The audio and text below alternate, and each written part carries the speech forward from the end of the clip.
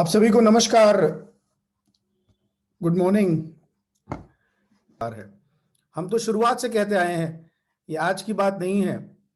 हम जब भी मिलते हैं अपने रीयूनियन में, अपने परिवार के रीयूनियन में, तो हम हर देश, हर जाति, हर धर्म, हर प्राणी मात्र को की रक्षा के लिए, हर प्राणी मात्र के कल्याण के लिए, जन कल्याण की भावना भाते हैं। और इसलिए हमने हमेशा वसुधैव कुटुंबकम की बात की है, the world is one family की बात की, और आज वही बात है। हम उसी बात को लेकर यहाँ पर आज आए हैं, इकट्ठा हुए हैं। अगर आप जूम पर नहीं जुड़ पाए हैं, आपके कुछ लोग, तो उनको कहिए कि वो यूट्यूब पे हमारे साथ जुड़ जाएं, क्योंकि जूम की अपनी एक कैपेसिटी की लिमिटेशन होती है और इस कारण से हम सबको नहीं ले पाते हैं।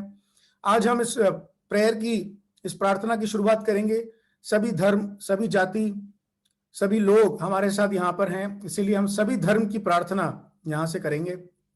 सभी धर्मों में अलग अलग तरीके से विश्व शांति की भावना जरूर भाइए।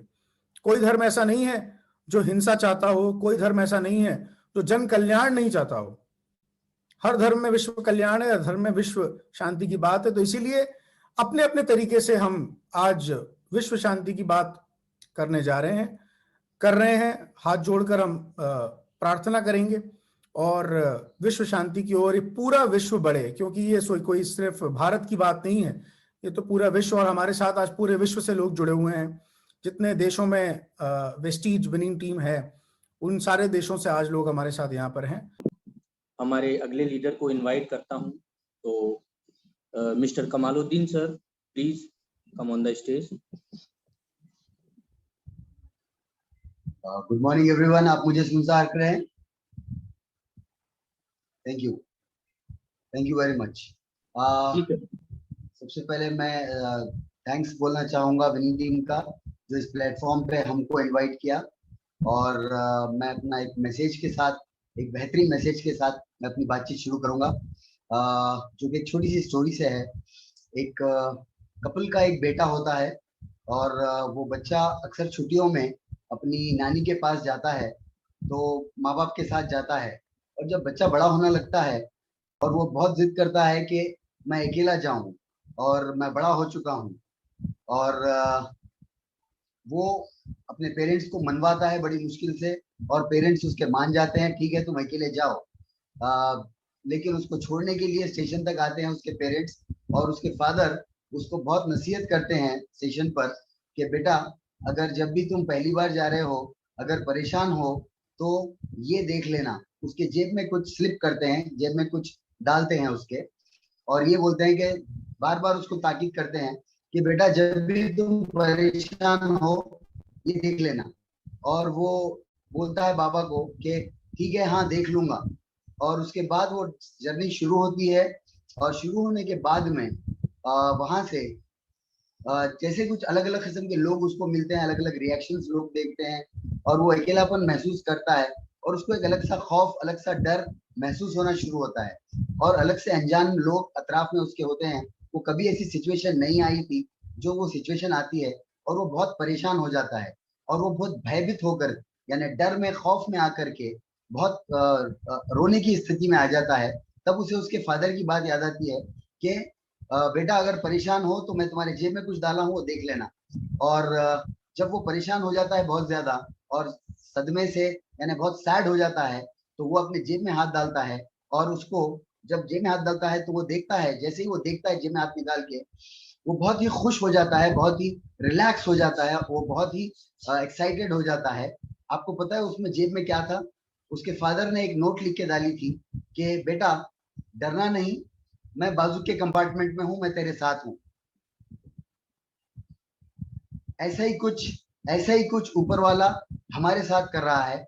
हमको ये हमेशा याद रखना है कि हम अकेले नहीं हैं, ऊपर वाला हमारे साथ है, और जब ऊपर वाला साथ होगा तो हमें डरने की बात नहीं है। सूरत तौबा है कुरान शरीफ की, जिसमें आयत नंबर 40 है, उसमें ये कहा जाता है ला तहज़न इन्नल्लाह माना। इसका मतलब ये है कि don't be sad, Allah is with us, right.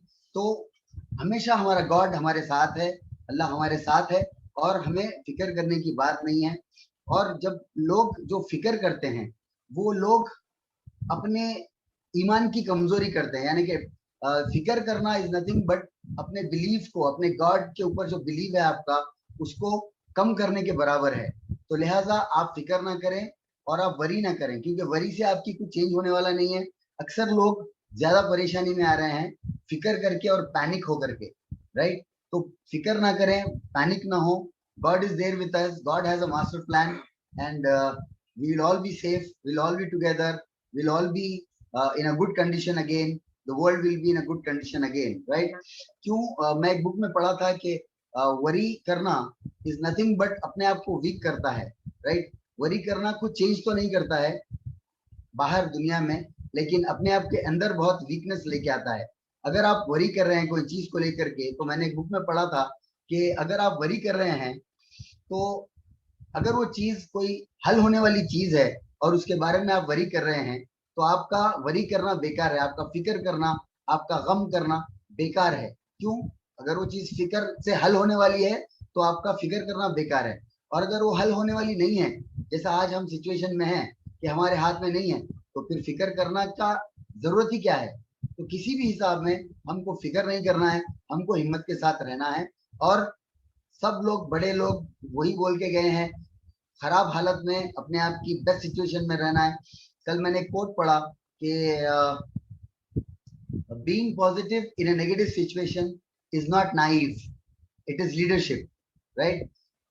Negative स्थिति में पॉजिटिव बने रहना कोई अजीब बात नहीं है, कोई गलत बात नहीं है, वो एक लीडरशिप वाली बात है। तो आप एक्चुअल में अगर आप सही लीडर हैं तो आप ऐसी हालत में भी पॉजिटिव बने रहेंगे, क्योंकि आपके मानने पर है। मान लेंगे और ठान लेंगे तो सब कुछ है, अगर नहीं मान सके, नहीं ठान सके तो कुछ भी नहीं है। तो हमें एक होप रखना है और गिव अप नहीं करना है। ला तक़नतू मिन रहमतिल्लाह, इसका है कि डोंट लूज होप इन अल्लाह's mercy, don't lose hope in God's mercy. God ये कह रहे हैं कि मेरी रहमत से नाउम्मीद मत हो, मैं तुम पर रहम करूंगा, तुम कभी डिसअपॉइंट मत हो, तुम नाउम्मीद मत हो। क्योंकि अगर हम वो दर छोड़ देंगे तो हमारे लिए दूसरा क्या दर है, यानी गॉड सेड के कोई और है क्या बचाने वाला। तो हमें हमेशा गॉड की मर्सी में बिलीव रखना है। और इन्नल्लाह माअस साबिरीन, अल्लाह सब्र करने वालों के साथ है। अगर हम पेशेंस से काम करेंगे, अगर हम सब्र से काम करेंगे, तो डेफिनेटली गॉड हमारे साथ है, राइट।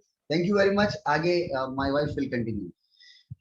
जिस तरह के अभी भगत सिंह जी बता चुके हैं कि हर धर्म का एक अलग तरीका होता है अपनी प्रार्थना करने का, तो हम कहते हैं अपने अंदाज में। आप सब जब ये बोला जाए तो आमीन बोले, यानी इसका मतलब है कि अल्लाह इस दुआ को, गॉड इस दुआ को एक्सेप्ट करे।